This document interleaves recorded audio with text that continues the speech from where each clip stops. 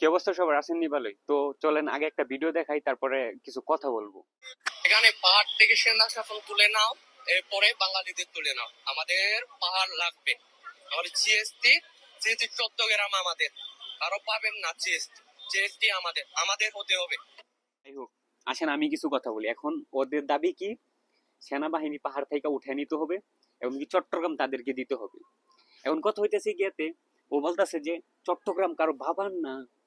আচ্ছা, কথা হইতেছে গিয়েতে প্রথম শুরু করি, চট্টগ্রাম হইতেছে তোর বাবার না, তোদের বাবার। তোরা যারা পাহাড়ি আসস, মানে তোদের বাবার পুরা বাংলাদেশ, আর আমরা হইতেছি গিয়ে এখানে বারাটিয়া, মানে আমরা বাড়া থাকতে এসেছি তোদের এই জায়গায়।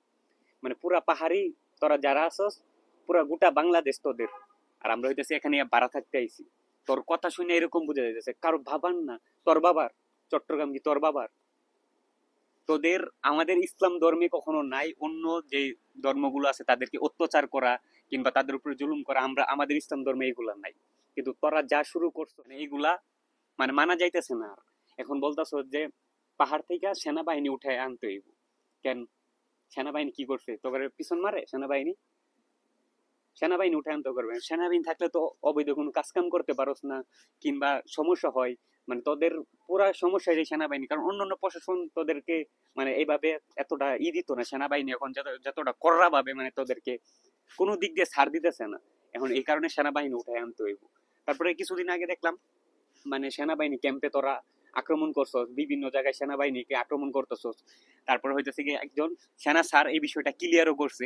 তারা কি করে, বাংলাদেশের যে কোনো প্রশাসন, পুলিশ বলেন সেনাবাহিনী বলেন যারাই যাক না কেন, তারা পাহাড়ের চিপাই চাপাই লুকায় থাকে। তাদের যেহেতু এটা এলাকা তারা সব চিনে, তারা এই জায়গায় ছোট থেকে বড় হয়েছে, চিপাই চাপাই লুকায় থাকে প্রশাসনের উপর আক্রমণ করে। মানে প্রশাসনের উপর প্রায় সময় আক্রমণ করে।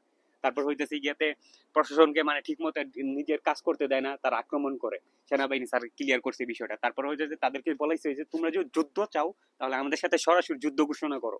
তাহলে একটা জায়গা নির্ধারিত জায়গা ঠিক করো, তোমাদের জন্য আমাদের সেনাবাহিনী, বাংলাদেশ সেনাবাহিনীর কোনো প্রয়োজন নাই, পুলিশের কোনো প্রয়োজন নাই। বাংলাদেশ শুধু আনসার বাহিনীর সাথে তোমরা আধা ঘন্টা মাঠে টিকতে পারবা না। শুধু আধা ঘন্টা টাইম দিছে, বলছে যে তোমরা শুধু আধা ঘন্টা টিকতে পারবা না।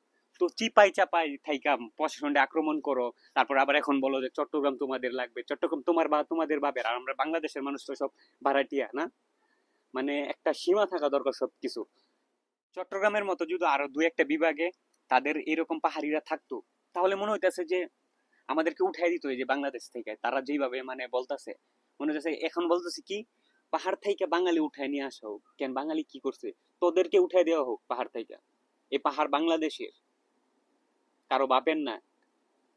এই পাহাড় বাংলাদেশে। এখন মনে হচ্ছে আরো দু একটা বিভাগে যদি তোদের মতো এরকম পাহাড়িরা থাকতো, তাহলে সেম সেম আমরা হয়ে যেতাম ফিলিস্তিন আর তোরা হয়ে যেত ইসরায়েল। এরকম মনে হইতেছে। মানে বিষয়টা এদিকেই যাচ্ছে।